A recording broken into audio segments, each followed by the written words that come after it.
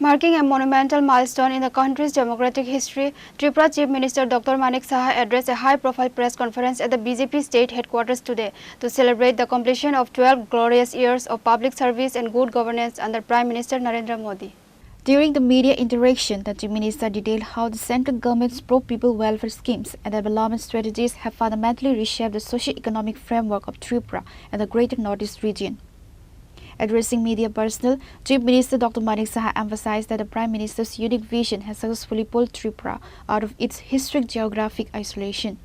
He highlighted that the state has transformed from being a landlocked territory into a vibrant economic gateway to Southeast Asia. Dr. Saha credited the HIRA model, an acronym introduced by PM Modi representing the expansion of highways, internetways, railways and airways as the primary engine driving Tripura's modern infrastructure boom.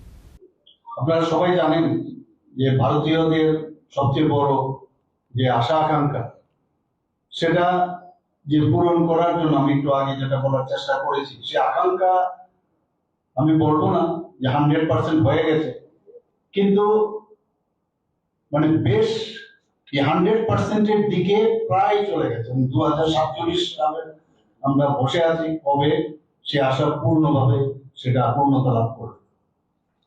এবং মাননীয় প্রধানমন্ত্রী যে কারণে মানুষের আস্থা অর্জন করতে পেরেছেন, কারণ যে মানুষ যে যা আশা সেটা উনি যেহেতু পূরণ করতে পারেন তার জন্য উনি যে বিশ্বাস অর্জন করেছেন সাধারণ মানুষের কর্ম সম্পাদন, জবাবদিহিতা এবং একটা সততার যে অনন্য সমন্বয় সেটা আমরা মাননীয় প্রধানমন্ত্রী এবং 12 বছরের মধ্যে আমরা যে বিষয়টা দেখেছি সেটা হচ্ছে যে সবকটা যে উন্নয়নের স্কিম সেগুলো জনকেন্দ্রিক উন্নয়ন এবং শুধু গভর্নমেন্ট করবে এরকম না, সাধারণ মানুষের অংশগ্রহণের মাধ্যমে গণতান্ত্রিক ভাবে এবং কর্মদক্ষ ভিত্তিক একটা যে ট্রান্সপারেন্সির যে সরকার, এটা সার্থক সমন্বয়ের সরকার সেটা আমরা দেখতে পেয়েছি। তার শাসন ব্যবস্থা, নাগরিকদের প্রতি যে দায়িত্ববোধ এবং ইনোভেশনের যে বিষয় সেটা চিন্তায় সমৃদ্ধ করেছে এবং তার প্রভাব আমরা কিন্তু দেখতে পেয়েছি। এবং যে কারণে মাননীয় প্রধানমন্ত্রী যেটা বলছেন যে সবকা সাথ সবকা বিকাশ আর সবকা বিশ্বাস আর প্রয়াস, এই যে আদর্শ সেই মূল মন্ত্র নিয়ে কিন্তু উনি কাজ করছেন। শ্রী নরেন্দ্র মোদীজি স্বাধীনতার পর জন্মগ্রহণকারী ভারতের প্রথম প্রধানমন্ত্রী, যিনি স্বাধীন ভারতের যে স্বপ্ন সেটা জাতীয় নেতৃত্বের পর্যায়ে কিন্তু উনি যে জাতীয় নেতৃত্বের যা যা দরকার সেটা উনি কিন্তু পূর্ণ করেছেন এবং সারা বিশ্বের মধ্যে সেটা তুলে ধরেছেন। তিনি প্রথম অকংগ্রেসী প্রধানমন্ত্রী যিনি পূর্ণ 2 মেয়াদ সফলভাবে সম্পন্ন করার পাশাপাশি জনগণের রায়ের টানা তৃতীয়বারের মতো ম্যান্ডেট কিন্তু উনি পেয়েছেন। কিন্তু সবাই জানেন এবং সবচেয়ে বড় বিষয় হচ্ছে আপনারা সবাই জানেন যে কিভাবে পরিশ্রম করে এবং উনার যে দূরদর্শী নেতৃত্ব এবং মানুষের যে স্বপ্নকে সেটাকে সাফল্যে রূপ দেওয়া যে সক্ষমতা সেটা কিন্তু আমরা দেখতে পাই। এইরকম একজন মহান নেতৃত্ব প্রায়শ আমরা দেখি যে যখনই কোনো মহান নেতৃত্ব অনিশ্চয়তা বা চ্যালেঞ্জের সময় যখন উঠে তখন কিন্তু এইরকম পরিস্থিতিতে এই দূরদৃষ্টি, দৃঢ় সংকল্প ও সম্মিলিত আত্মবিশ্বাসে জাগিয়ে তোলার ক্ষমতায় সর্বাধিক গুরুত্ব দিয়ে এই ধরনের নেতৃত্ব বেশি আসে।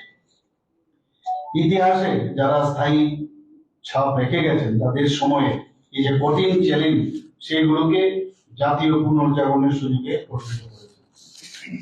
2014 সালের মে মাসে আমরা সবাই জানি প্রধানমন্ত্রী নরেন্দ্র মোদী যখন দায়িত্ব গ্রহণ করেন তখন অর্থনৈতিক এবং যে প্রশাসনিক কাঠামো নানাভাবে বিভিন্ন চ্যালেঞ্জের তখন মুখোমুখি হয়েছিলেন এবং আমরা এটাও দেখেছি দীর্ঘদিনের যে স্থবিরতা এবং যে একটা অনিশ্চয়তা, সরকারি প্রতিষ্ঠানের প্রতি মানুষের যে আস্থা সেটা কিন্তু প্রায় ক্ষয়প্রাপ্ত হয়েছে। আন্তর্জাতিক মহলও ভারতকে তথাকথিত ফ্রেজাইল 5 হিসাবে, ফ্রেজাইল 5 অর্থনৈতিক যে অবস্থা সেইভাবে কিন্তু অন্তর্ভুক্ত করা হয়েছে। এই যে ফ্রেজাইল 5 থেকে যেভাবে এমন ভারত উঠে এসে সেটা একমাত্র সম্ভব হয়েছে মাননীয় প্রধানমন্ত্রীর জন্য। আজকে ব্যাংকিং ব্যবস্থায় দেখুন কি অবস্থা ছিল আগে। ব্যাংকিং এর এমন অবস্থায় ছিল, ব্যাংকগুলো প্রায় মানে পর্যদস্ত হয়ে গেছিল। সেই জায়গায় দাঁড়িয়ে আজকে ব্যাংকিং ব্যবস্থা কত সুন্দরভাবে এখন গড়ে উঠেছে। সেখানে অনুৎপাদনশীল সম্পদের পরিমাণ উদ্বেগজনক পর্যায়ে পৌঁছেছিল। বিনিয়োগের যে গতি সেখানে স্থবিরতা আমরা দেখেছি। এবং প্রধানমন্ত্রীজির নেতৃত্বে যখন আমরা দেখলাম যেভাবে এই ফ্রেজাইল 5 এর তালিকা থেকে বেরিয়ে এসে ভারত যখন বিশ্বের অন্যতম প্রধান অর্থনীতিতে পরিণত হয়েছে, এবং শুধু তাই নয়, যেভাবে দ্রুততম প্রবৃদ্ধির দেশ হিসাবে আত্মপ্রকাশ করেছেন, সেটা কিন্তু আজকে আমরা তার সুফল আমরা পাচ্ছি। আপনারা সবাই জানেন যে সাম্প্রতিক সময়ে প্রায় 38টি দেশকে 38 কান্ট্রিকে অন্তর্ভুক্ত করে 15টি যে চুক্তি, বাণিজ্যিক চুক্তি হয়েছে। এবং সেইগুলো কেন সম্ভব হয়েছে? ভারতের সাথে তো আগে যেখানে ফ্রেজাইল অর্থনীতির অবস্থা ছিল সেখানে কেউ আসতো না। আজকে সেই জায়গায় 38টি দেশ ভারতের সাথে এই মুভ করেছে, এবং তাতে করে আমাদের উদ্ভাবন এবং দীর্ঘমেয়াদী যে প্রবৃদ্ধি সেটা এখন বিশ্বের মধ্যে অন্যতম আকর্ষণীয়। সবাই চাইছে এখন ভারতের সাথে যাতে মুভ করার জন্য সবাই কিন্তু হাত বাড়িয়ে দিচ্ছে। এই যে সংস্কারমূলক যে পদক্ষেপ মাননীয় প্রধানমন্ত্রীজি আজকে দেখাচ্ছেন, সেটা কিন্তু আমরা তার রেজাল্ট আমরা কিন্তু পাচ্ছি। আপনারা জিএসটি সম্পর্কে আপনারা সবাই জানেন যে পণ্য পরিষেবা কর সারা দেশে যে অভিন্ন করার যে বিষয়, একটা অভিন্ন বাজার এখন কিন্তু গড়ে তুলেছেন মাননীয় প্রধানমন্ত্রী। এবং সেটা দীর্ঘদিনের একটা জাতীয় লক্ষ্য পূরণ আমি মনে করি যে সেটা করেছেন। এবং এতে করে যে বিভিন্ন যে ইজ অফ লিভিং এবং ইজ অফ ডুইং বিজনেস, সেটা কিন্তু অনেক বেশি এখন আমরা দেখতে পাই যে সেটা ভারতবর্ষের মধ্যে প্রতিষ্ঠিত হয়েছে। এবং হাজার হাজার যে বিভিন্ন যে প্রচলিত আইন ছিল সেইগুলোও কিন্তু আপনারা সবাই জানেন যে বাতিল হয়েছে। একাধিক সংস্কার হয়েছে। ভারতের ব্যাংকিং ক্ষেত্রেও কিন্তু একটা উল্লেখযোগ্য পরিবর্তন এসেছে। এর আগে আমি একটু বলার চেষ্টা করেছি। ঋণের স্বচ্ছ স্বীকৃতি হয়েছে এবং দ্রুত নিষ্পত্তি হয়েছে।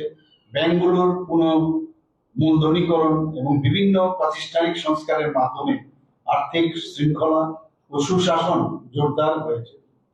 এর ফলে এনপিএর যে অনুপাত আমরা দেখেছি কয়েক দশক ধরে এখানে তা সর্বনিম্ন পর্যায়ে নেমে এসেছে। Concluding his briefing, Dr. Manik Saha noted that PM Modi recently crossed a historic milestone of 4,399 consecutive days in office, reflecting the unwavering public trust he enjoys across the nation. Reporter Pranav Magatla, Chini Khora.